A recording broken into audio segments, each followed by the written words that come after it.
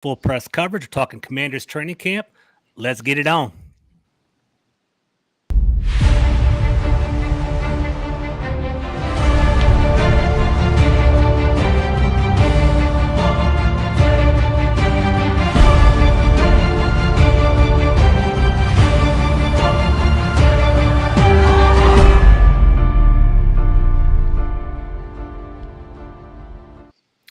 What's up, everybody? Thank you for spending your lovely Sunday evening with us. I'm joined with my boy, Corey Sanchez, the Sanchez, that legend of On the Warpath podcast. How you doing today, brother, man?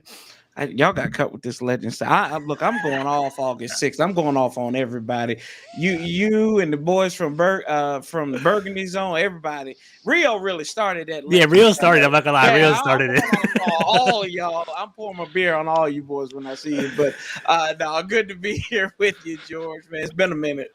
It has been a minute. That's definitely an inside joke. So I've known Corey for a minute. Every time I've joined a podcast with him, for some reason or another, he's the legend, man. So I just stuck with me. So Corey, the legend Sanchez, man. That's what's going on over there. It's cool, man. I'm also joined my boy Brendan, man, aka Redskin Rant, aka I am Rant Burgundy, dude. How you doing today, bro? Doing good, man. Appreciate you having me on. Good to awesome, be here. Man. I'm glad you're here too, man. So Rant and I know each other for a couple of years now. We were just talking pre-show.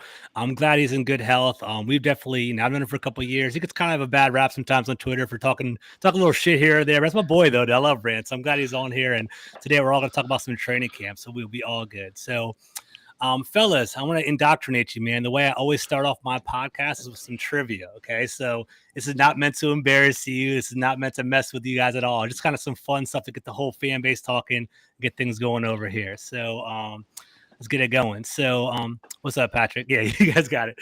All right. So first question, you guys both ready? Yep. All right. This is a running back question. Okay. Over their first two seasons, who had more total touchdowns, Antonio Gibson or Alfred Morris? In chat, you guys can do it too if you want. So think about that. Over their first two seasons, who had more total touchdowns, Antonio Gibson or Alfred Morris? I think that's the easy one. I think it's got to be Gibson. It's got to be Gibson.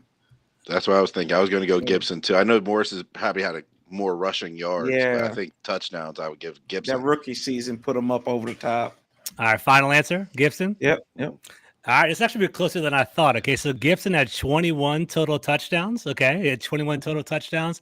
Alfred Morris had 20, so Gibson actually just slid right by him. The trick is Alfred Morris, all those 20 touchdowns were all rushing touchdowns. He's a monster, dude. He had 1,600 yards his rookie year, so it's all good. The Gunny's coming after you already, Corey. Hey, well, look, George. Hey, we better tell him because we're on the simulcast today because you've been so gracious to let me share the link with my channel. So man. So hey, appreciate having everybody up in here. So y'all watch y'all's mouth when we up here on George's channel, man. Nah, get after it, man. Have a good time. It's all good. We'll combine some channels over here. All right, question number 2. All right, in chat, you guys can blow this up too if you guys are watching in the chat. All right, so who led the team in interceptions last year? Who led him in interceptions? I think I know how. I think I got my guess. Oh, God. I'm going to say Fuller. Okay, that's a good guess. I don't feel confident in that, though, because I can barely even remember only a handful of interceptions, honestly. I got the correct answer in the chat. So go ahead, Corey. What do you got? Don't look at the chat, Corey. I really want to say Bobby McCain. Look at you, Corey. All right, the correct answer is Bobby McCain, man. Bobby McCain, really? He had four interceptions last year. Kendall Fuller had 2. So Bobby McCain was skewed, though. I think he had 2 in the final game against the Giants is what ended up happening over there. That's right. He did come on at the end, huh? That last game. Gunny's my boy. Remember that? I love Gunny. What's up, Gunny? All right, third question. This is kind of a harder one. So think outside the box. All right. Third question. Antonio Gibson led the team in rushing with 1,037 yards last year. Who was second on the team in rushing yards? Taylor. Oh, yeah, I didn't even think about another position. Was it? I know it was only like 300 or 400 yards. I just don't remember. It was 300 yards. You're on the right path. Was it? I can't remember if it was McKissick or I'm gonna go with McKissick. I'm gonna go with McKissick. Going McKissick. All right, Corey's going 3 for 3, man. Taylor Heineke, baby, 313 yards. I was surprised by that too when I saw that. Patterson was third, so Roger said Patterson was third. So Taylor Heineke had 313. Jared Patterson had 266. All right, that was our second. I don't know what that says about our backfield, but yeah, it's a rough one right there. It's a rough one for sure. All right, let's keep rolling. Okay, so all right, this one you guys should get this one. You guys think don't get overwhelmed, right? Which player had the longest reception of the season last year? No, Diami? it was JD. It was McKissick. My hit Buffalo Bills. Yep, that's who it is. It was against the Buffalo Bills. Both of you guys got it wrong. Oh, it's Antonio Gibson. Yep, it was Antonio Gibson. That's what I knew. It was a running back. Yeah, Antonio Gibson had a huge, 73-yard screen where he ran all the way down the field. So he had the longest catch of the year. Yeah. Yeah. See, I thought that was McKissick who took that one. Okay. I thought it. From the Giants game. Yeah. Because I thought getting them in that field goal range that was long enough. But yeah, that's right. It was him. Mm-hmm. All right, very last one. All right, this is a little bit harder. So you guys can get this one. I believe in you guys. All right, who led the team in yards after catch last season? And it's not Terry McLaurin. I'll give you guys a hint. Who led the team in yards after catch last season? You guys know this one. You just don't overthink it. That one has to be McKissick. McKissick, yeah, that's what I'm saying. Very good. Eddie McKissick. It's a very good guy. Sorry I put you guys on the burner to kind of start off, but it's always fun to get the trivia. At least it was recent trivia. I thought you were going to hit me with the old school questions. I was really sweating those. Yeah, no, it's all good. It's all good. All right, guys. So thank you for jumping on the pod. We're about to jump into a training camp preview. I want to give a shout out to WM Sportsbook, who's our partner for the show. Thank you for their if you guys have any sport betting needs, look into them. They're very seamless. They're very easy, all Venmo and PayPal. So good looking out with them. So what's good, Vic? All right, guys. So let's jump on into it. It's a training camp preview. I'm going to throw it up. I'll throw it up to Corey first, and Rant, you can jump in right afterwards. So, I think this is the kind of year where there's some optimism in the air and training camps around the corner. What are your overall thoughts on the team heading into training camp, Corey? Are you optimistic? Are you worried? Are you concerned? What are your thoughts on the team going into the season? Cautiously optimistic. Very cautiously optimistic with this team. I think that like every year there's a floor and there's a ceiling. And it always seems like the stars have to align. I think that you've got a quarterback who is for some reason getting a whole lot of disrespect for no apparent reason. He had a bounce back year from what he had in 2020 and Carson Wentz. And, whether you look at the tape with Indianapolis, I think he played really well going through that system at times, and then he played really bad, but I don't think it was all him. I think that you have a defense that has a lot of questions, especially when you have two former NFL linebackers on your coaching staff, one being your head coach, one being your DC, and that has been the weakest position over the last 2 years. You've lost 50% of your interior defensive line to free agency and cutting folks. So what's that going to look like? What's your secondary going to look like? So there's a lot of questions. What's this wide receiver room? Who's going to be your tight ends? There's a lot of questions, but I'm cautiously optimistic that hopefully they can put this messy puzzle together. I agree, right? I think the team definitely, there are some positives that you can be seeing, like building in the right direction, drafting for specific positions inside the team. But at the same time, there are a lot of questions. That's kind of where the team kind of is going to fall. So, if everything hits, the team can be very good. But at the same time, we have no idea whether they're going to hit or not.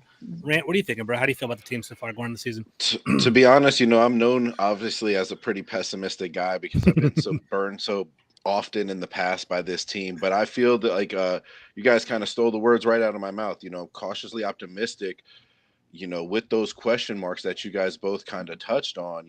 If everybody comes back healthy in a perfect world, we could be really, really strong. You hate to say the term on paper, but when you look at it, the roster's clearly improved if everybody can come back healthy. That being said, the people that are question marks are big question marks. You know, we're getting Chase Young coming back. When is that going to be? If he comes back, is he going to be?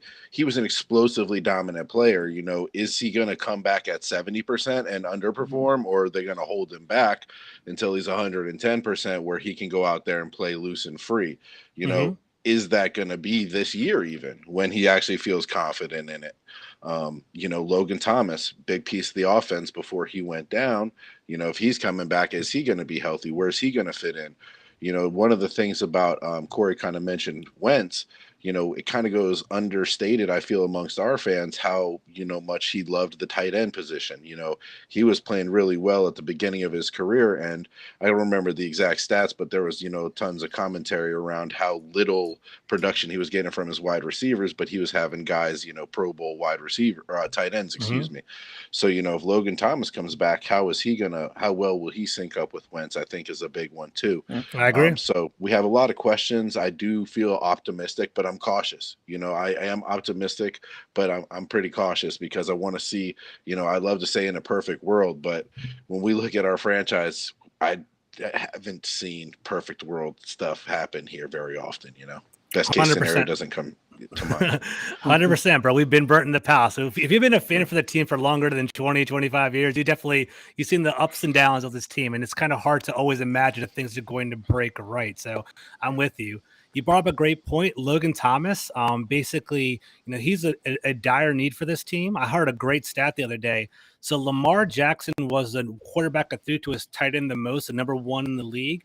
Carson Wentz was number two. He basically constantly fed his tight end over and over again. So whatever it's going to be, Logan Thomas is going to be an intricate part of our team, whether he comes back or not.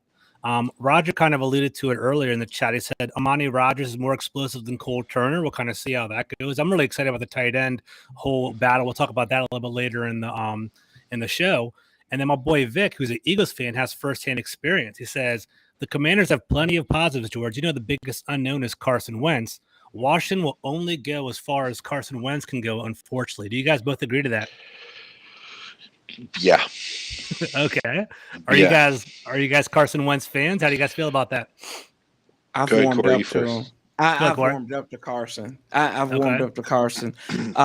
Like, you know, we're gonna give him a hard time because he was with the Sheagles all them many years and up there in the land of brotherly hate. But you know, I think that the dude, it just broke bad. It broke bad for him. He was like a pitcher trying to find the strike zone, and he was throwing strikes the whole time up until that injury in LA. And then they go on that magical ride. Nick Foles, the disgrace. One time people were saying he was going to be the future of the Eagles. And he went on a once in a lifetime ride and beat the New England Patriots. But y'all know at the end of this too, people were rumbling saying that, he wishes the Eagles hadn't won the Super Bowl without him. Some people say, well, that's pretty being a crappy teammate. I think that's being a competitor. Like, why, if you're in an MVP type season, why would you want your backup who basically just latched on at the beginning of the season with you all, just trying to find a way? That people are saying his career might have been over with at the time. Why would you not want to win this and put this all together? Like, that's a competitor. That's a competitor to me. But, you know, and then we forget what he did up in 2019 when he had you, me, and Rant playing wide receiver for him. Yeah, I mean, Rant playing fullback, man. Yeah, we were all playing. We were all playing. Everybody. Like, I think they were having auditions. It was like American Idol. That December in 2019. It was American Idol. Philadelphia Eagles trial to be a skill position player. Yeah. It's interesting. So Carson Wentz is definitely polarizing. I don't think he's as bad as he was in that 2020. Is it 2019 or 2020? That one fallout year, 2020. I don't think he's as bad as that year. I don't think he'll ever get back to the MVP year again. I think we're going to see that 27-7 kind of average that we've been seeing throughout his career. So Rant, I'm going to go to you, and this is kind of an interesting, throw to you because you and I definitely talked about this multiple times. So I did a Twitter vote this morning, right? I said if Carson Wentz provides Kirk Cousins' tenure here, right? Happy with that. And I said I defined Kirk Cousins' production as moves the ball, fluid on offense, big games, but costly turnovers, right? Got 1,600 votes. 70% said yes, 30% said no. How do you feel about that? See, this is what I wanted to. I was going to ask you about this one. Is I wish there was some kind of caveat about the winning, because ultimately, I think so much the winning means more to me. Like, these guys have good fantasy numbers. Like, I keep hearing we recite the stats for Wentz, which I love. It's good to have the information. But the thing that is commonly neglected with that is his fumbles and the sacks that he takes. You know, that's a great point. You know, he holds the ball a little bit because he wants to make that play, which we all admire and we love, because we're like, finally someone with some balls, someone's going to try to make something happen, and we're so thriving for it. It's often that time where Wentz might be the guy where he misses an easy check down on third down because he's trying to play hero ball, or he runs into a sack, or he gets a fumble, or the turnovers might be low, but they might be happening at inopportune moments, you know, late in the game or on third downs and stuff. So I'm hopeful that, you know, he can play up to his ceiling, but I am worried about his floor coming into play, you know, at, you know, poor times. I think overall he's going to be a clear upgrade. Obviously, you know, the talent that over he has. Heineke. Yeah, I agree. I mean, just in general, you know, us getting league average is going to be huge. So I it's hard for me to vote on that one, because I want to say yes, I would be happy with that, because I think overall it would mean we're showing that we're going in the right direction. But I worry because I'm so tainted by the Kirk years too. We were plagued by poor defense, where, you know, there was many times in those games we were down 2 touchdowns and we're playing 2-minute drill by down 14 points. You know what I mean? Where we're still just trying to make the score look a little closer and padding. Stat padding. You know, to each his own. You know, I believe I would want to win. Like, I don't care if the quarterback puts up, you know, 150, 200 yards per game, and we're winning with that formula. And it was interesting. I was looking through the Colts last year with Wentz, and a lot of the games that they won, it wasn't because of him, you know, winning the game necessarily with his arm. You know, he was smart on third downs. You know, he wasn't costly. He wasn't costing him the game. You know, it's almost like the old Alex Smith game plan. It's like, hey, go out there, don't give up the ball for us. You know, take the shot when you have it and play conservative until you have the shot. So if we get that paired with our weapons that we have now, and a bounce back from some of the guys at least to average on defense, because the defense just fell off the planet. Yeah, dude, the defense was. I think I'm more concerned about the defense heading into next year, honestly, over the offense. I think the offense is going to have a higher floor with all of our talent and Carson Wentz. I'm worried about our defense because we have this. We're basically bringing back the same unit with the same coaches. So what's going to be the difference? You know, there's no causation. So we'll see what's up. I don't know. Yeah. And, you know, it's kind of funny when, Rant, when you mentioned Alex Smith. I mean, y'all saw what Alex Smith did for us during that little bit of time. He was 6-3, but people weren't satisfied with it because of the unsexiness of what he was putting up. He was throwing for like winning ugly. Yeah, he's winning ugly and not losing sexy. And that's sometimes that's that causality that you're talking about, because I think that, you know, Carson can give you a little bit of that. I think if he's a little bit cautious, he has mobility very similar to Alex Smith, but he's got a bigger arm. Healthy Alex Smith, healthy Alex Smith. But let's be honest, even a limped Alex Smith was doing more than most quarterbacks we've had in the past. So, I mean, we won't get into that one. But, you know, and it is on the defense. And I think for this team to be successful, this defense is going to give up 20-plus points. I would say 11 to 13 times next year. I just have a feeling from looking at it on paper again, you're going to have to outscore people. Like, people are talking about week 1 against Jacksonville. They're afraid Justin Herbert's going to throw for 3 touchdowns. I said, I'm not afraid. I think that's a real possibility. It doesn't scare me, but I said the offense is going to have – Carson Wentz is going to have to make up 4 touchdowns with his weapons and everything. They don't necessarily have to throw for them, but they need to do it offensively. They got to have 4 touchdowns. We know what the minimum is.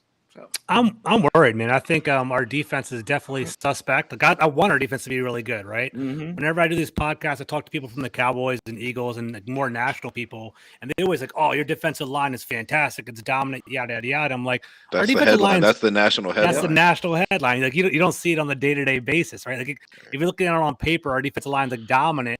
Jonathan Allen's pretty legit. Deron Payne's a pretty good run stopper, but then Chase Young and Montez Sweat, for various reasons, didn't really thrive last year. So they need to step it up.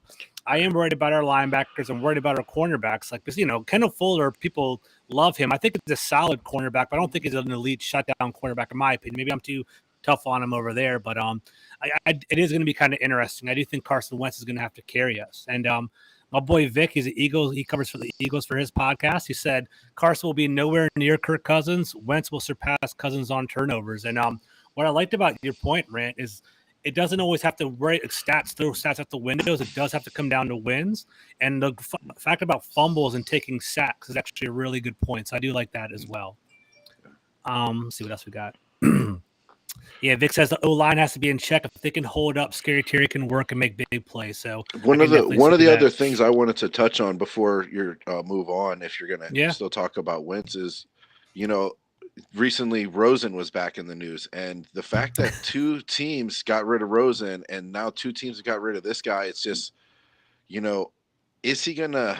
I don't want to say the guy's a jerk because I want to give him the benefit of the doubt, but that's what you hear sometimes with these guys. They're kind of a jerk. The thing about Wentz supposedly is he has trouble accepting his fault in a negative situation. Yeah. We all do that. We all have a tendency to kind of write off, oh, I got sacked on this play. Well, I was trying to make something happen, or this, that, or the other. Yeah. As the quarterback, you want to hear the guy that when it doesn't go wrong, it hits the wide receiver in the hands, and the QB goes, "That's on me, my bad." Yeah, 100%. That's a good leader right there. That's the guy you want, and so, hopefully Wentz can become more of that guy here. Again, this is all just kind of rumor type stuff, but I think if we can get that production out of him, like we can play well within if he can play well within the system. But again, the wins came from really strong games from Jonathan Taylor last year too. You know what I mean? They had Wentz Gibson. and they had his arm, and they weren't, overly reliant on him, or not trying to be overly reliant on him making a play. And I think if we can get to that point, if our defense can keep us in the games where we're not having to rely on the quarterback to kind of come from behind and only be the focus and, keep balance, I think we can do really, really well with Wentz. Again, the ceiling is high. The floor is just what scares me. Yeah, I agree. I think the physical talent is there. He's 6'5", 240. He has a rocket. One thing that I learned over the past week, I forget which podcast. I think it might have been John Kimes or someone's podcast. It was Adam Kaplan, actually, from Adam Kaplan NFL, like a big NFL.com guy. And he basically said that in regards to Carson Wentz, the misconception is that he basically was kicked out from Philadelphia. He actually asked to leave Philadelphia. They're butting heads with Doug Peterson. There basically was drama between there. So he basically, it wasn't going to work out. So Carson Wentz said, "Get me out of here," kind of thing, and left Philadelphia in that regard. The Colts did boot him to the road. So that's kind of something that's up in the air. And then you're also right, Rant. So from what I understand, Carson Wentz is actually real sharp. He's one of the scores in the upper 40s. He's super smart, but he's also type A. He's very I'm super smart, smartest guy in the room kind of thing. So I think when it comes down to audibles and play calling, he kind of wants to do things his way, which causes some trouble and causes some butting heads with the offensive coordinator. So I definitely see that. We'll pivot in a second. Armand, I agree with you. I think Kendall Fuller's more of a slot free safety, not an outside corner, but I think he's going to play outside this year. So it's going to be kind of interesting to see right there. What did Vic say? Vic says, I don't think Wentz is a good teammate. When everything happened in 2017, he was injured. He was not happy with how good Nick Foles was doing. Yeah, we caught that too. And then one more from Marcus. To me, it should be more of a make or break year for Jack Del Rio and Scott Turner. They need to scheme better. So that's actually a good point. So before we get to the players, I like this, Marcus. Thank you for steering the show. Corey, we'll start off with you, man. Who's on more of a hot seat, if anything, Jack Del Rio or Scott Turner? Who has more to prove this year, in your opinion? Obviously, I think it's Jack Del Rio, and necessarily it's not because of just the skill. It's just because of everything else that happened, whether that's unnecessary to mention or anything like that. But that's a real thing amongst this fan base and amongst the media. That's a real thing. So you got that pressure there. You've got the narrative of underachieving defense from last year, where they did play 3-4 MVP caliber quarterbacks, right? Early on in the season. But I feel like Scott Turner has a safety net.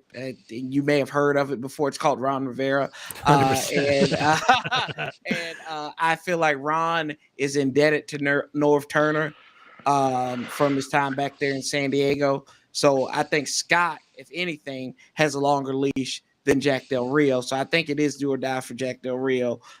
This defense has to be lights out. But like to my earlier point, I think they're going to give up a lot of points. So where do you make that up at? It's going to be leading the league, being in the top half in turnovers and sacks and everything, not necessarily being a fantasy number and being like number 2 in yards in the league, because that doesn't always adds up to wins and losses. It's the situations and taking the ball away from your opponent. So I think those are 2 key stats you got to look at going into this year's turnovers and pressuring the quarterback, getting the sacks.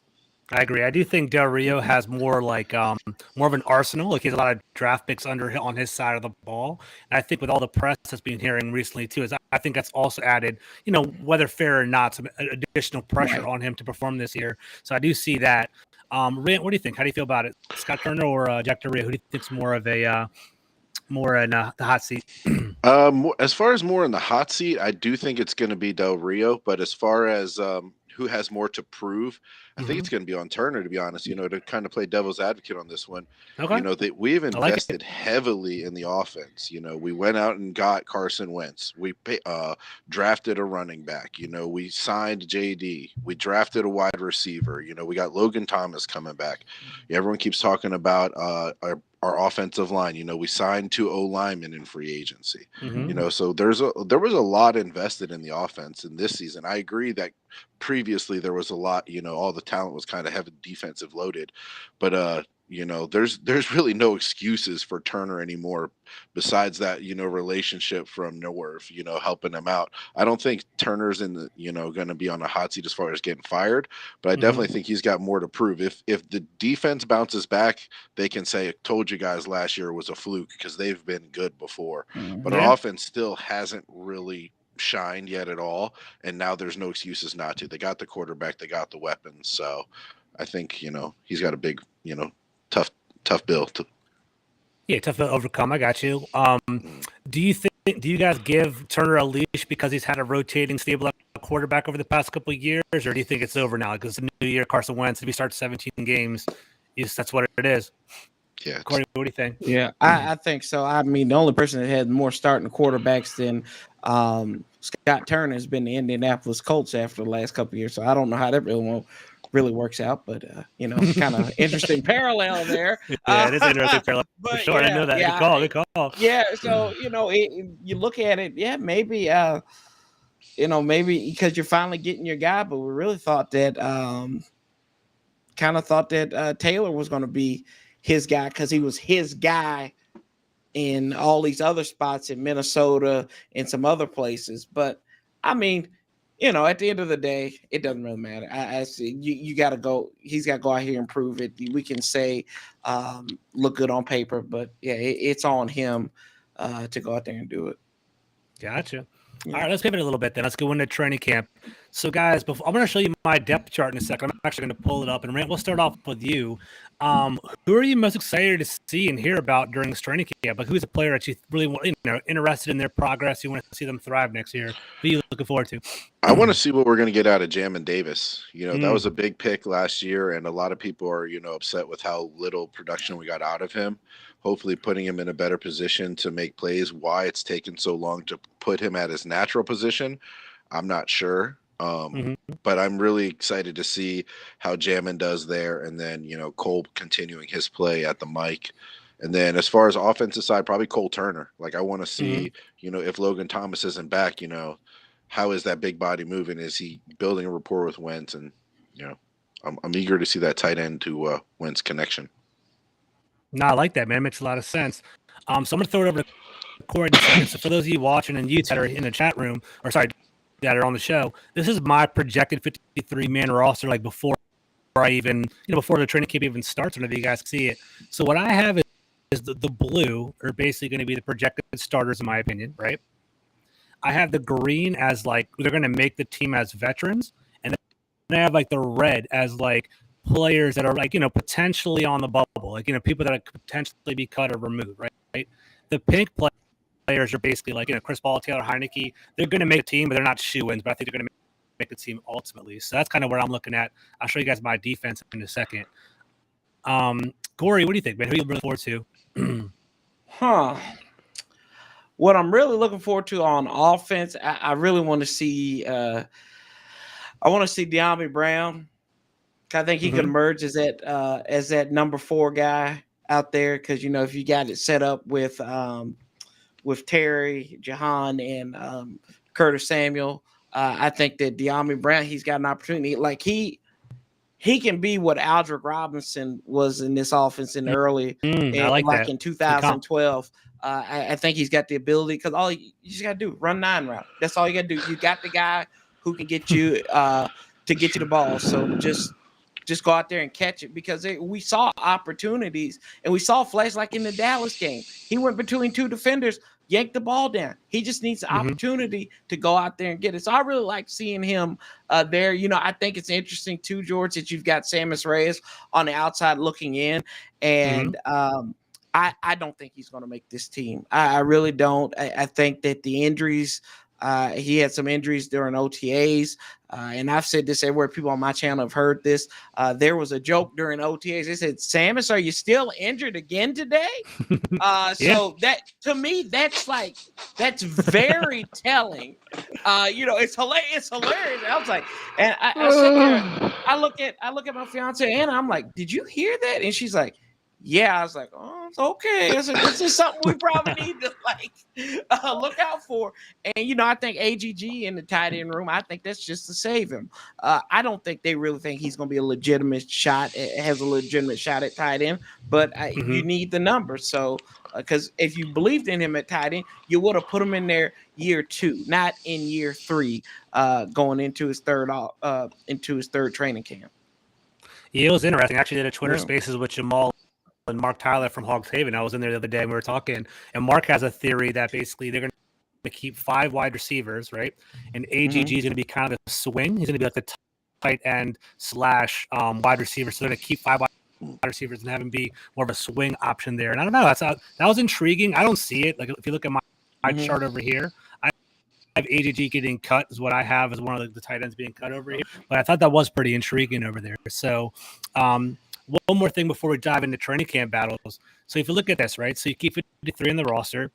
We're going to have 3 specialists: Tressway, Cameron Cheeseman, Joey Sly. So we're down about 50 players to keep. I have 26 on offense and 24 on defense is what I got over here. So this is my projected 53. Corey, we'll start off with you, then Rant jump on in. Do you see anything that's like eye-popping to you? Are there any like training camp battles that you think are like, or in general, do you have any big training camp battles that you're looking for in particular?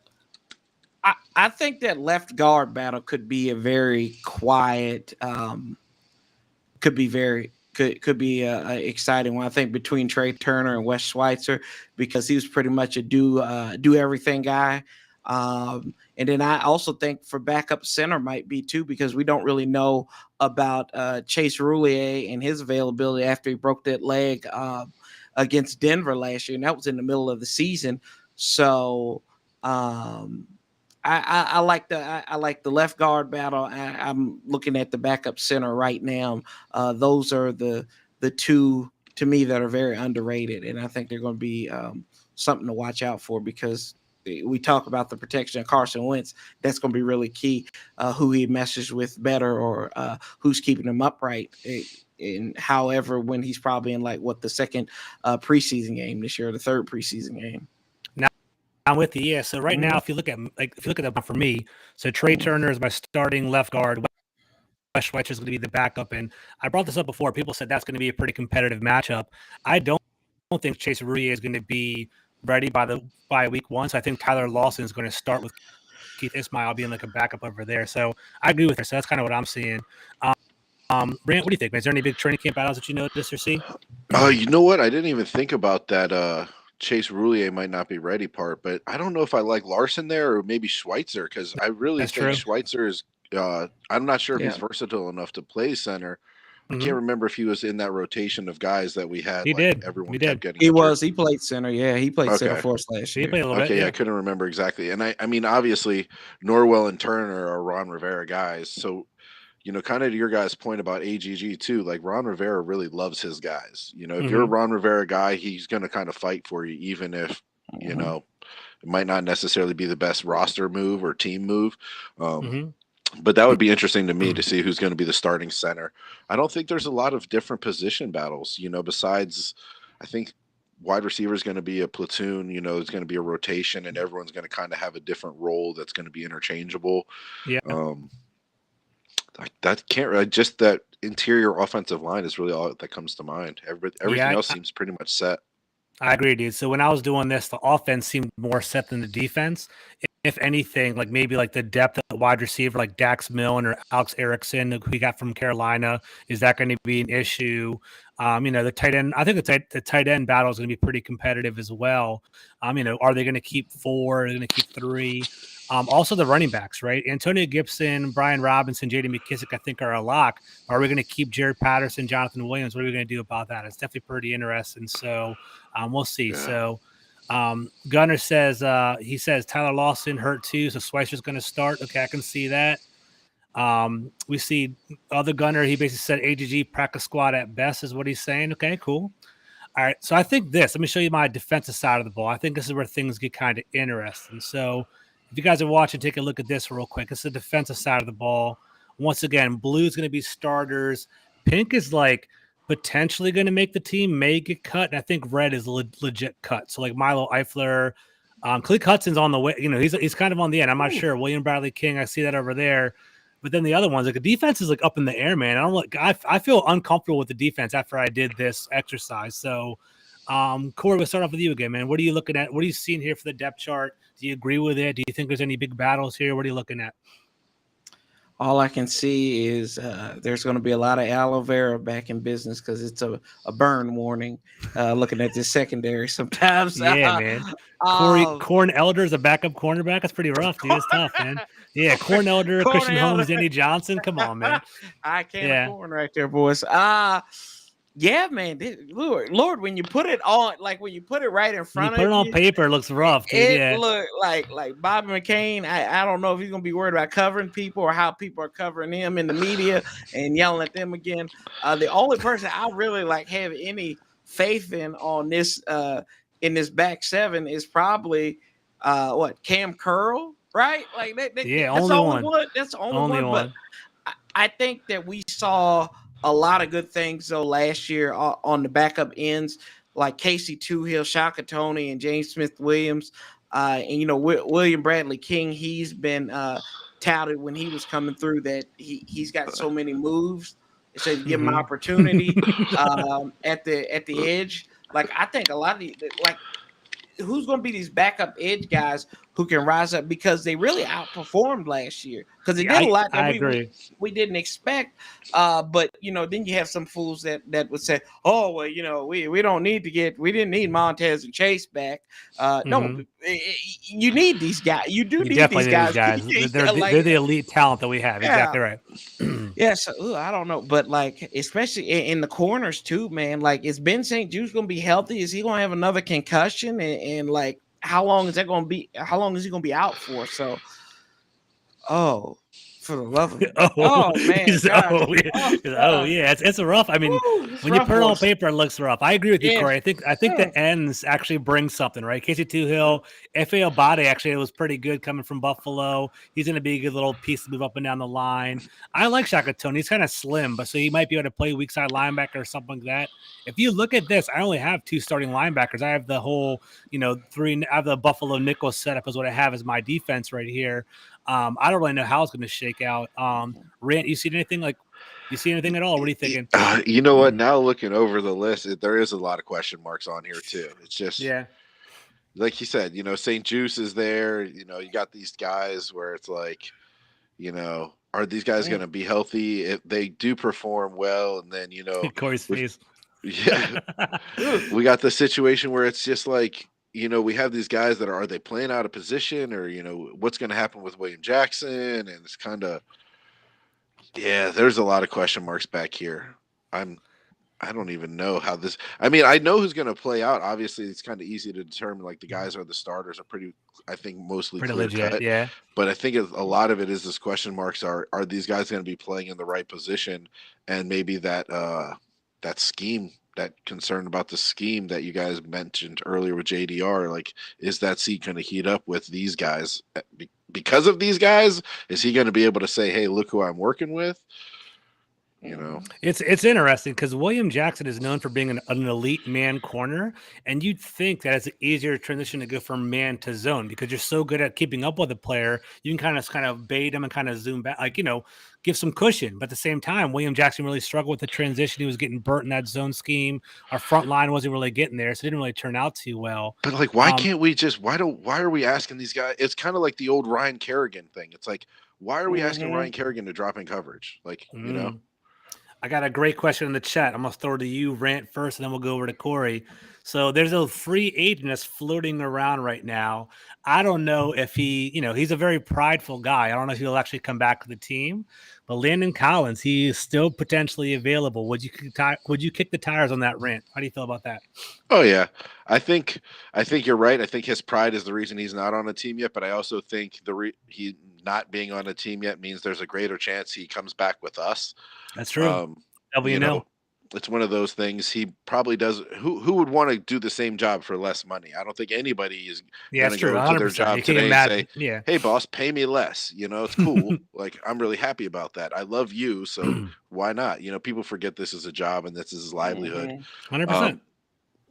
So I get where he could be scorned also and just say, you know what, F you guys, I'd rather not play than play there because of X, Y, or Z reasons. But I believe that he will be back with us. I think I'd take him over Anthony Barr. I saw that question on Twitter. I'd take him over Anthony Barr. I think him knowing the system and knowing us having a defined role for him might answer a question for us and give him a role on a team if he really wants to play ball. I agree. And then, Coach Steve Money has a good question or a good comment. There's still linebackers available that they could sign. Of course, more will be cut from other teams. It's a good point. Corey, how do you feel about Lyndon Collins? Would you want him back? As long as he doesn't get hurt and have a season-ending injury in a home game against the Cowboys, I think that'd be good because this year, if it happens, he's still on the team at the end of the season, so we don't have to worry about that. But he comes off his best games, and then he's done for the season. Or like I think maybe he played a couple games after he got hurt against Dallas, but I think he played in that Philly game really because he had to. He's a playmaker. If you play him right. Yeah, when they played him closer to the line, we played linebacker. He played really good, in my opinion. I love watching him. That was the Lyndon Collins that I was envisioning for the team when we first signed him. In my opinion. And coming back to that though, he's got to be wanting to play that. He's got to accept that because we know, like y'all think about that. Important. Remember when we won the game against? I think it was.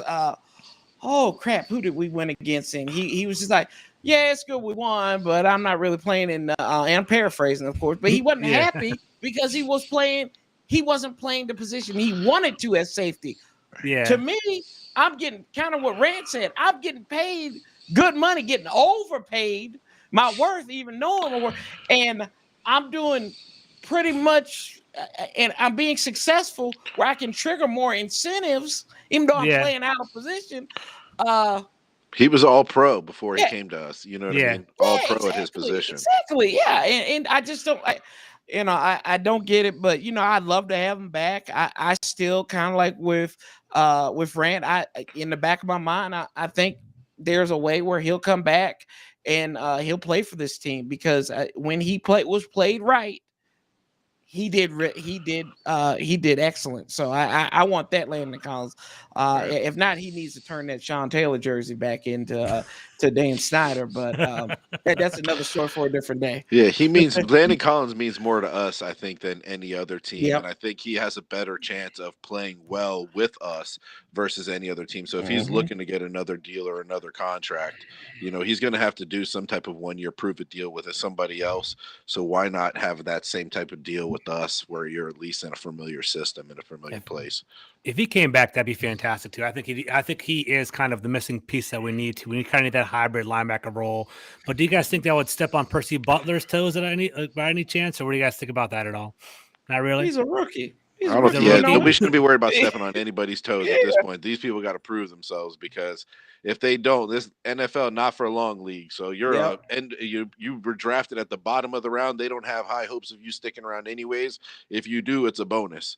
Yep, so that's true. If you can step up and get yourself a second contract in the NFL, you're doing pretty damn good.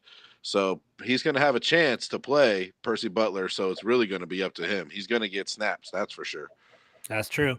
I agree with Rufio. I don't really know if he's going to get a big money contract as a safety anywhere else, right? So I like what you were saying, Rant. He's more valuable to us. If he wants to get that prove-it deal, he should probably stick with a team he's familiar with and a defense he's familiar with. So speaking of rookies, let's kind of pivot real quick over here. I'm going to pull up our rookie class over here, and this is our draft preview. These are our rookies coming in. We have Jahan Dotson, Phil Mathis, Brian Robinson, Percy Butler, Sam Howell, Cole Turner, Chris Paul, and Christian Holmes. All right, Rant, we'll start off with you.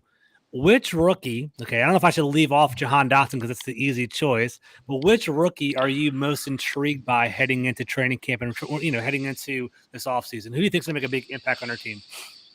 I think, honestly, it's going to be Cole Turner, because that situation with Logan Thomas still being kind of up in the air, and these guys, when they come back, as soon as they come back, we're happy they're back, but we kind of automatically assume they're going to be back to 100% themselves and being that same person. So I think Cole Turner is going to have a big opportunity in front of him, because that, aforementioned Wentz loving the tight end. I really think he's going to be the one. I mean, he's a later round pick. I think he's a fifth rounder. I couldn't remember fourth or fifth. So he's going to be someone late that they have low expectations for, but I think he's going to be able to use his size and develop early. He might, get 6-7 touchdowns this year. I agree. I think he's going to be a big red zone threat. I think he's a huge guy at 6'7", big catch radius. He's known for kind of being a zone buster from Nevada as well. He played with Carson Strong, so I think he can find some red zone touches. So I definitely see him scoring touchdowns. I think Cole Turner is going to be more of a touchdown guy as opposed to a high reception guy, if that makes any sense, right? He looks like 20 catches for the year, but like 5 touchdowns or something like that, because he's going to be in the red zone or something like that, right? Yep. Corey, what do you got? I'm gonna go offensive, but I love this pick in the third round. Brian Robinson. It's addition by subtraction, because I think you're going to make Antonio Gibson more lethal by taking the ball out of his hands. He doesn't need to carry the ball 30 times a game. Like, he doesn't need to be 30. I don't need to see on the stat line that he carried the ball 32 times. Like, you don't need that. Give me some ugly, bruising back bastard that's going to go through the line, hit hurt something, like baptized linebackers and corners who trying to come after him, and just knock them out. Like Brian Robinson is that guy. You want to we saw a lack of a third down back last year, and what that did for us. They tried to sell us. It's the same bastards who tried to sell us on Ryan Fitzpatrick, and that he was going to be the guy to lead us to the playoffs. It's the same people who thought, you know what, we didn't need somebody like Peyton Barber up in here. Look, guess what? That's we true. got even better. We got something even better, and it's Brian Robinson. This guy is going to make an instant impact. I agree. I'm with you 100%. That's my guy. I love Cole, but can I push back on you guys, because I was not a fan of this pick. Go ahead. Let's hear it. Let me give a positive first, then Rant crush it. Right. Okay. So I like Robinson. Yeah, perfect. I love that. Yeah. Set that up. I'm with you, Corey. I like the Brian Robinson pick. I wanted a running back coming out of the draft. I wanted one. Whether it was Breece Hall or anybody, Kenneth Walker or whatever. I was wanting somebody in the draft, right? Brian Robinson, I didn't really know much about. I knew he was an Alabama running back, but then he 14 touchdowns, 1,200 yards. He's kind of had a light carry. He had 300 carries last year, but I think throughout his whole, he barely played his first couple years, which is a good and bad thing. But Alabama is a running back pipeline. Mm-hmm. I like the fact that we have a bruiser. I like what you said about Peyton Barber. They basically, Peyton Barber, they put him on waivers so they didn't think anyone was going to take him, and then the Raiders plucked him off the waiver wire, and there he goes, right? But I think they regret that, and I do think that Brian Robinson will have a little punch around the red zone, so I'm happy about it. And I think it's going to be I think he's going to push Gibson, so we'll see. Yeah. Rant, shit on it for me, please. Go ahead. You know what? You guys actually make some really good points, and I do think that there's validity to that. Needing that guy who, when you need 2 yards, he's going to lower his shoulder pads and run over somebody and get you those tough yards. Where when we were asking Gibson to do that, he was kind of dancing in the backfield, and it wasn't really, he still doesn't have that comfort yet, or whatever it is, whatever that issue is with him with the short yardage situations. But I also really think Gibson's a talented player, so I don't like taking the ball out of his hands so much. I get the idea of keeping him fresh, but he's one of our most talented players. You know what I mean? That's kind of like saying, hey, don't throw the ball to Terry so much. He's really kind of good. Don't give him, let him take a little break. No one really says that, But the other thing is, I just felt in the third round, you might be able to get someone like that a little bit later, later round wise, Mm-hmm. Just because that role that these people play, like you said, we put Peyton on waivers, and someone needed a short yardage guy, but I don't feel like that's necessarily like the modern trend. Now, if we're going tough nose, short yardage situation where our defense is keeping us in games and we need a bruiser like that, yeah. I can see his role being vital. But imagine we're down 2 touchdowns or something like that, where it was commonly happening at times, last year, where we were down a couple scores because of our poor defense. His role is going to be negated. It's going to have less of an impact, I think. Not to say he's not a great player. When I said this right after the draft, a lot of people were like, he's great, he's amazing, he's so good and can do so much of this. And it wasn't necessarily a knock for me on him as a player. It was just more of a, his fit and how many touches is this guy going to get? And the touches he does get we're taking away from probably our best player on offense. So that's where it was for me. But I see your guys' points. I don't want to shit on it completely, because I see the validity. That was frustrating as shit when we're short yardage situation and we don't have a guy who can really just bring it in there for us where we felt confident. So I just want to see how it shakes out, I guess. Yeah, and kind of to my point, I'm more concerned to Gibson on the carries. I think he can be more of an active guy in the passing game and getting him active out there and getting him back to like when he was at Memphis, being kind of like that wide receiver kind of guy. Because there's no reason why he couldn't be like a Deebo Samuel type dude, because he's already getting the carry game on. But let's involve him more in the passing game, because what was that trivia question, right? He had the longest pass play off that screen, actually against one of the better defenses in the league at Buffalo. So that's where, I kind of want more of those carries to turn into touches more than anything. Not having them touting the rock carrying it just as straight running back. That's more. I'm with you on that. Yeah, I'm with you on that too. I hope they do that, and they hope they bring the 2 running back looks and all that kind of flexibility and versatility and everything like that. So I'm with you, man. I hope that comes to fruition. He's a big boy. Put him out in space too. 230 pounds, like a 4.3, 4.4 kind of guy. If you can get him, throw him a screen and let him freaking trucks people going up the field, that's definitely more impactful, I think. So, 2 more questions and we're almost done with the podcast, fellas. So thank you for this. Speaking of our offense, right? We talked about Antonio Gibson being flexible. Curtis Samuel, we have no idea what's going to happen with that. Big Doug put a great question up on Twitter today, and it kind of provoked a lot of thought. Who do you think is going to be the second highest receiver on the team? I'm personally thinking Jahan Dotson, man. I think Dotson's going to come out 50 catches this year, 700 yards. I think he's going to kind of have like a Jamison Crowder kind of year. I think he's going to be our number 2. Like he's going to be more of our. This is my vision for Jahan Dotson. I think he's going to be our slot wide receiver. I think they're all going to be interchangeable and move.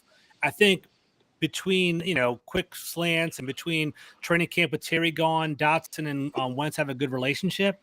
I think Dotson's going to be fed a lot. So I think he's going to be our number 2 person.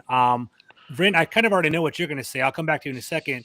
Corey, what are you thinking? Who's going to be number 2 on this list in regard to receptions for the team? John Bates. John Bates, get out of here. John Bates. That's what I was. Yeah, I think one of the tight ends is because Carson. You call me crazy, but Carson Wentz loves his tight ends like that. Yeah. That's just what he does. I think that outside of Terry, now here we go. I'll humor you though. I think JD. I don't think it's going to be one of these wide receivers because we don't have these wide receivers that go out there and do that. Now, I think Jahan Dotson can be a good third candidate, right? And I think it'll be close. And then, whatever Curtis Samuel wants to do, that wasn't an accident. The curse of number 10, dude. He has the curse, but go ahead. Yeah. It was an accident, Rand. Don't do that to me. Yeah, man. I think it's going to be. I do think it'll be McKissick. John Bates. I might be a little bit stretching, but don't sleep on my boy John Bates. I think John Bates is going to start. I think he's going to start the first couple games of the season. I think he'll be on the field a lot for blocking and stuff like that. I think it's more. In my opinion, it's going to be more of an opportune tight end. It's going to be like catching it here or there. I don't think it's going to be force-fed, but, dude, that'll be a pleasant surprise. If he becomes freaking Zach Ertz, I'll take that. But I don't see John Bates elevating that athleticism out of nowhere. All right, Rant, what do you got? Well, see, when you and me talked about this one on Twitter, I was saying pending Logan being here all season. So I was thinking tight end also. So I had Logan. But the more I think about it, I think you might be right. I think it's going to be Dotson, but I think it's going to be close because we saw those few games that Curtis Samuel was in. They really featured him. They know how to target a guy. So I feel like if they're really believing in Dotson, they're going to want to kind of get that validation of him being the right pick. So I believe he's going to be featured heavily, especially if Logan's out. Because Bates might be the starter and Cole might be the red zone guy. So I might expect them in like a lot of 2 tight end sets. So you might not even have these guys out there. So I do think it might actually end up being Dotson. I think he might be a 40 to 50 catch guy. Yeah. I can see that. I can see Terry McLaurin catching 70, 80 balls. I can see Dotson 40, 50. I can see Curtis Samuel low 40s as well. I can see something like that, but I think Dotson will be number 2. So they're going to spread the ball around, I think is the way it's going to go down. And I like what you said too, Corey. I think Dimey Brown's going to kind of like slip and basically like he's going to be the Aldrick Robinson guy. Like he's not going to get those heavy looks, but at the same time, there'll be like one time where, he's running a 9 route. They don't account for him. It's going to catch a big play, I think, what I see from Dimey Brown. Mm-hmm. What's that, Maggie? I see you. All right, last 2 questions and we're done, right? So do you want more of a provocative question or do you want more of like a legit question? Which one do you guys want first? You got us on here. Yeah, you got us on here. Got you on here? Okay. Right, all right, provocative question. Yeah. All right, let's do it. Hell yeah, to go off. This whole time. All right. Here's the question, right? Who is more important for the team's long-term success? Carson Wentz or Chase Young? Ooh, that's a tough one. Yeah, Can I defer? Can I defer to the second half? Corey, you ready or what? Flip the coin. Go ahead. I think this is an easy question. I think it's an easy question. You build around a quarterback. It's got to be Carson Wentz. I mean, we love Chase Young, and that's not taking anything away from him. But at the end of the day, Chase Young is just is a defensive lineman, a quarterback. Orchestrating. We look at teams that win. They've got quarterbacks that can put the team on their back and go through. You look at last year. I mean, Matt Stafford. That's another story for a different day too. But we've seen in the past, Tom Brady, Patrick Mahomes. These guys put their teams on their back. I think a quarterback, and right now to be Carson Wentz. So I do think it's Carson Wentz right now more than Chase Young because sacks and fumbles are good, but you need somebody who's going to orchestrate your offense to get your points and win games. It doesn't matter that he's a second overall pick at all? Not at this point, no. Okay, no, I'm just throwing that. I think you're right. I agree. Quarterback is probably more important, but we'll see. Rant, what do you think? Better for long-term success, Carson Wentz or Chase Young. What are we? I'm such a fucking stickler, man. I need qualifiers. Consistent what are we playoffs, talking about long term? Like dominating the league. Like you're like every year during this time of year, it's like Washington might win the division because of this player, because like our defense is down because of Chase Young, or because Carson Wentz is throwing 30 touchdowns a year, and it's like, you know, how old is Carson Wentz going to be in 6 or 7 years? I think he's 29 now, so he'll be like 35. Oh, so he still has a lot of prime. Yeah. I felt like he was older actually. No, he's 29, turning 30. I think Chase Young's young, like 23 or something like that. Right. Same time. Yeah. I think I'm going to have to agree with Corey, man. He sold me. It's going to have to be Wentz, because the thing about Wentz that people are forgetting, or now people are realizing, I think more after Kyler Murray's deal, is the value that we've gotten with Wentz is actually $28 million. Marcus has dropped that in the chat too. Good job, Marcus. Yeah, a lot of people have actually said, I saw someone, and this is a couple weeks ago, they said, if Wentz does really well, we should extend him right away. And I kind of said to myself, if Wentz does really well, we've got the best discount in the league. You know what I mean? If we get him at $28 million when backups are making, whatever they're making at this point, it's ridiculous. So if we can get him for 3 years of his prime cheap, we might be able to parlay, let's say he does rejuvenate his career, and we want to finally we found the answer after 2 or 3 years. We're going to lock this guy up to a long-term deal. Who knows what the contracts are going to be in 3 years? You know what I mean? Yeah, I agree with you. I think I like the flexibility of Carson Wentz's contract, right? We can, he's all the guaranteed money is gone. We could basically cut him with no consequence this year. We could extend him for a couple of years. We can extend his contract and basically loosen up our salary cap to keep Deron Payne possibly if you want to go that route. There's some flexibility there. I got 2 more questions for you, then we're almost done. All right, so I think we all kind of agree Carson Wentz having a quarterback would be legit, right, to kind of solidify us. Who do you think's going to have a bigger year? And who do you think's maybe a better edge rusher, Montez Sweat or Chase Young? Go ahead, Rant. I know what you're going to say. Go ahead. I like Montez. Montez is legit. Go ahead. I think Montez is better. I just think he's the thing with Chase Young is he naturally just used his size to beat people in college, and he beat up on lower quality players, whereas Montez Sweat actually has a little bit more refinement to his game, where he actually knows how to set up his moves a little bit, and he's a freak size also, but he doesn't rely only on that. Where where Chase is still, I think the potential might be higher for Chase right now, but the floor is higher for Montez, if that makes sense. I think Montez can be just like I've said it check my tweets. I love Montez Sweat. I think Montez could be just as good or better than Chase Young. Chase Young is a legit. I'm not going to discredit him either, but people kind of sleep on the fact that Montez Sweat was projected top 10 pick as well. But he had a heart murmur, and people were concerned about that, and he fell. But he's legit. I like Montez Sweat a lot. Yeah. What do you think, Corey? Yeah, I mean, all I got to point to is his rookie season in 2019. Chase Young wasn't there, and he still was. Once he got a feel of the game, he was eating. So I mean, that's all. That to me, I point to that, and that's. And people think when you put Montez Sweat above Chase Young, it's like it's downing Chase. No, it's not. Montez, to Rand's point, he played in the SEC. He's playing against top competition all season long for like 4 years. You look at Rashawn Slater was going up against Chase Young, right? And he locked him up at Northwestern. He locked him up when he was on the Chargers last year, right? So those are kind of the things that you're kind of looking at. Like, even though if people are giving you double teams, the greats learn how to break it. Chase is good. He's not great until he learns how to handle them double teams. And right now, that's where it is. I think Montez is the guy. He's just proven that his impact was felt. Remember against Philadelphia when he came back after the broken jaw? His impact was there. We saw it. He was doing. We saw how the offense, the line was. The line had picked up play against Philadelphia that first time around when he came back. So. Yeah, it'll be interesting. I think Chase Young has kind of relied on his physical strength. He's a freaking monster. He's thick and huge, and I think he dominated in college because of that. I think Montez Sweat's more refined as a pass rusher. Young was kind of trying to find himself and listening to outside independent people trying to help him out with his technique and wasn't doing what the coaches wanted to. So that was kind of an issue there.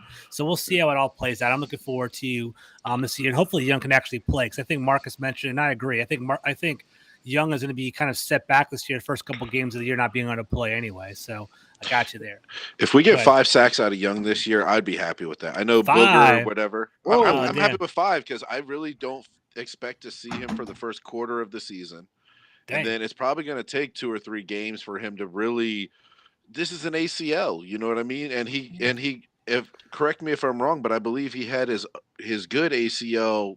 He had a graft on his other leg, yeah. So they took from like his that, patella right? tendon to make his ACL, which is like from what I understand, it's like better longevity. It's like it's going to have a healthier leg for the long run, but it's a longer recovery as a result, you know? Right, and you're taking having one surgically repaired leg, and now you have 2. You know, they had to go in there and they had to do a surgery to take that thing out. You know, So, you know, just for him to get comfortable, I'm saying it might even take a few weeks. So if we get 5, like, I'll be happy with that. You know.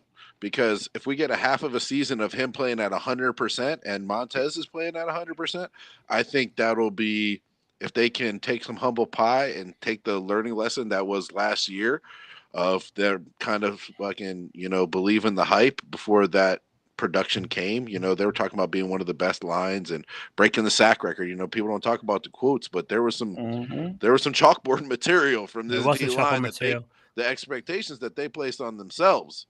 You know, Corey or Rant, would Chase Young be a disappointment at that point if he had 5 sacks this year? Let's say it was like, I think he had like 9 his rookie year, then 1.5 last year, then 5 year 3.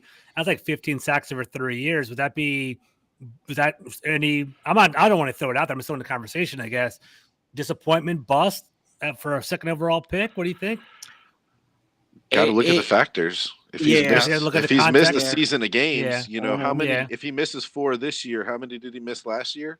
Yeah, I think he missed like 8, maybe. I'm not exactly sure. I can look it up while you guys are talking. Yeah, he missed half the season. He missed like half the season because it was in that Tampa game. So that was about midway point coming off the bye week too, right? I think so. I'll look it up right now. Yeah, I think that. People want to take that so quickly and use that term bust, but I think it's a whole bunch of factors. I want to look at his pressures too, right? It's not just the sacks. How many forced fumbles is he getting? You know, how many tackles for loss is he getting in the backfield? I think those are also key factors.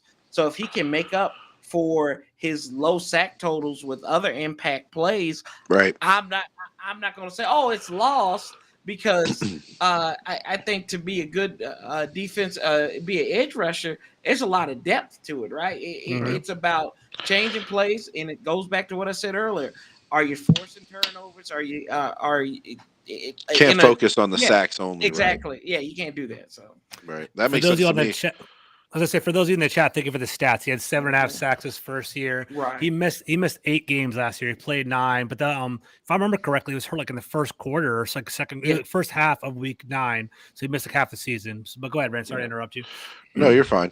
I was just going to say that, you know, if someone had mentioned that he might become Clowney, and, you know, that seems to become like a negative thing. It's like, oh, Clowney, he's not a real crazy sack artist, but it's like, but this guy lives in the backfield. He's creating havoc. Teams want him. Other guys love playing around him.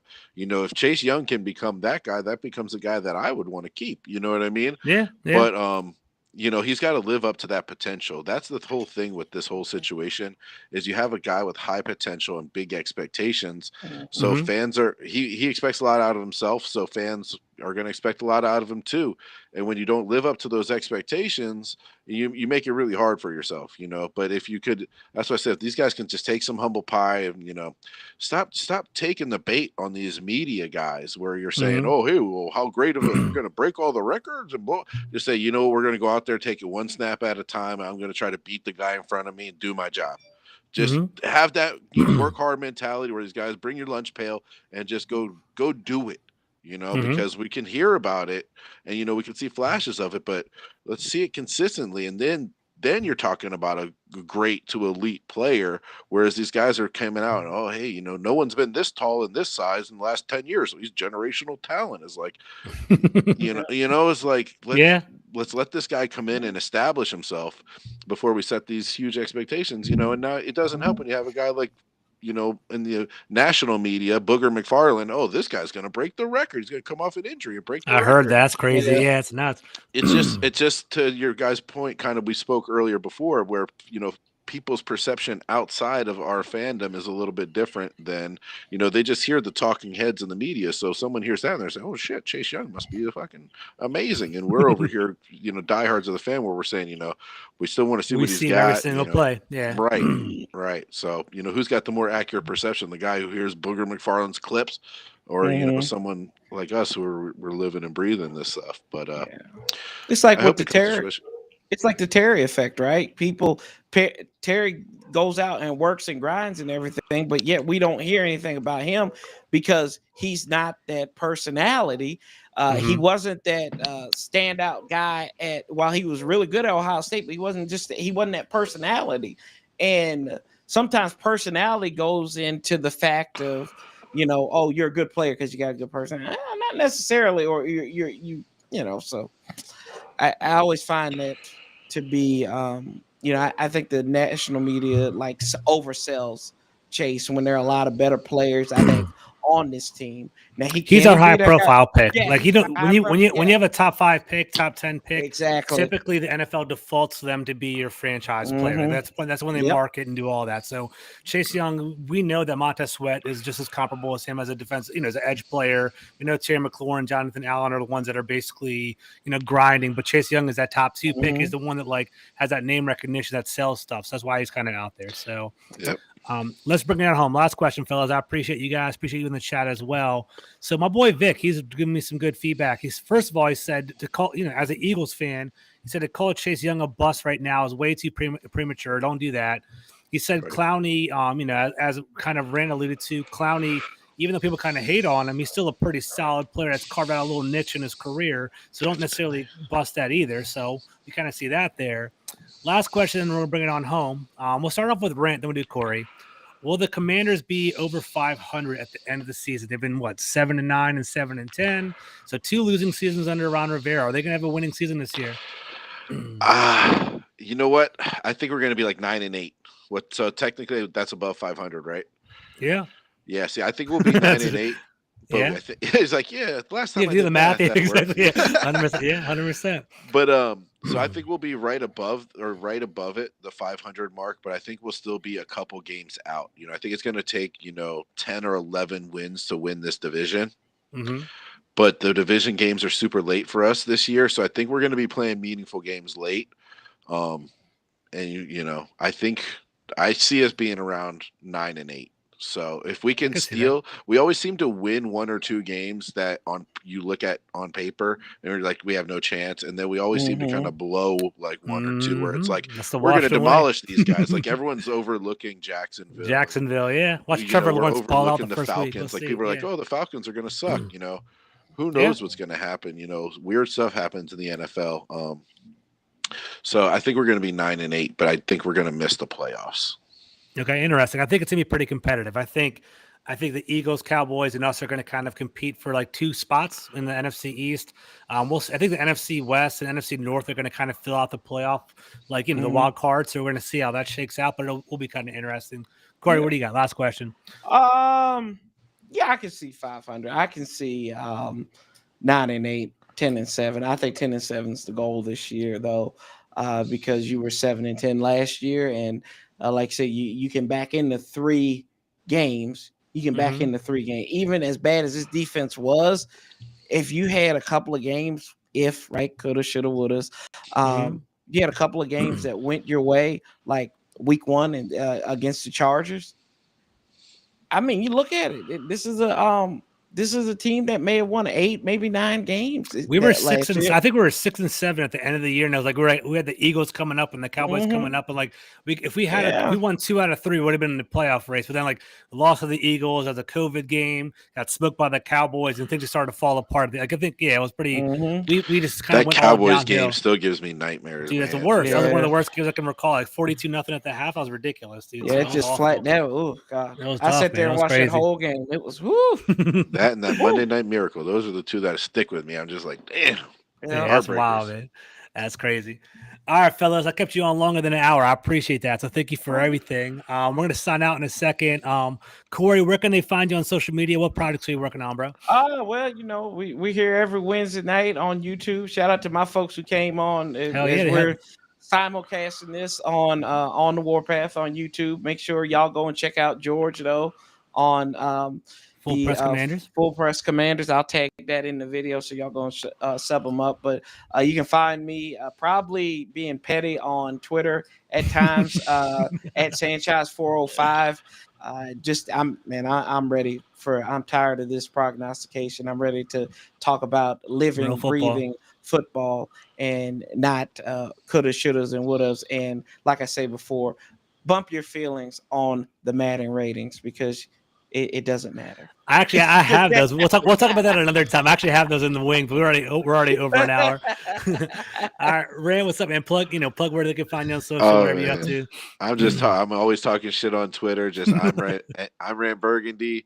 Just give me a follow if you don't follow already, or if you want to. You don't want to follow, that's cool too. I know I'm not for everybody. Some people don't like how brash I can be, but it's all out of love. So if I ever bump heads with you, like I was saying to the guys before the chat started, hey, if I bump heads with you, it's because I love you guys. And I'm just a fan like you guys, man. I just care about this team, and my expectations have been hurt a lot. So if I come off harsh, it's because I'm trying to protect us. All right, guys, I'm trying to take care of our ego so we don't fall for the same traps. So don't get mad at me. It comes from a good place. It comes from a good place. I like it. Comes from a good place. It comes out of my heart. I love you guys, and nothing else to promote. Just live a healthy lifestyle and trying to get happy and healthy.